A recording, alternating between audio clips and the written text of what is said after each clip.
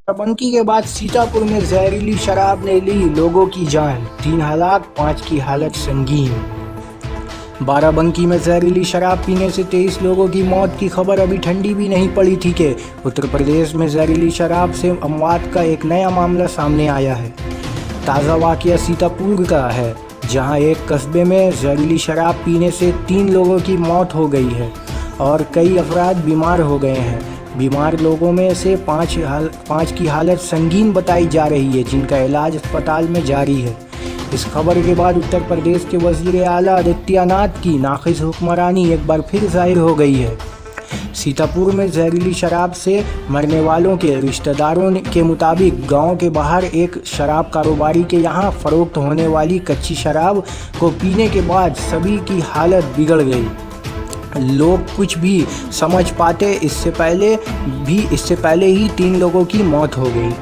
खबरों के मुताबिक मामला महमूदाबाद कोतावली हल्के के सीदानपुर गांव का है, जहां के बाशिंदा विजय, समीरी लाल और विनोद समेत 1 दर्जन लोगों ने पीटीपुर गांव से कच्ची शराब खरीदकर पी।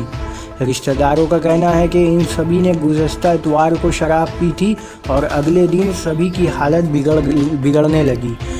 ऐसे में विनोद को इलाज के लिए CHC में दाखिल करा दिया गया, जहां डॉक्टरों ने इसे लखनऊ रेफ़र कर दिया, लेकिन रास्ते में ही इसकी मौत हो गई।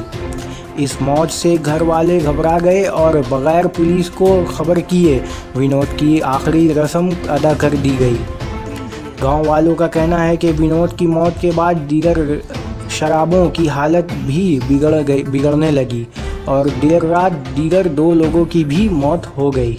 शराब पीने से हुई अमवात के बाद पुलिस के महकमा भी इसे दबाने में लगा रहे, लेकिन विजय और समीरी लाल के घर वालों ने हंगामा शुरू कर दिया और शराब फरोख्त करने वाले के खिलाफ कार्रवाई का मुतालबा करने लगे।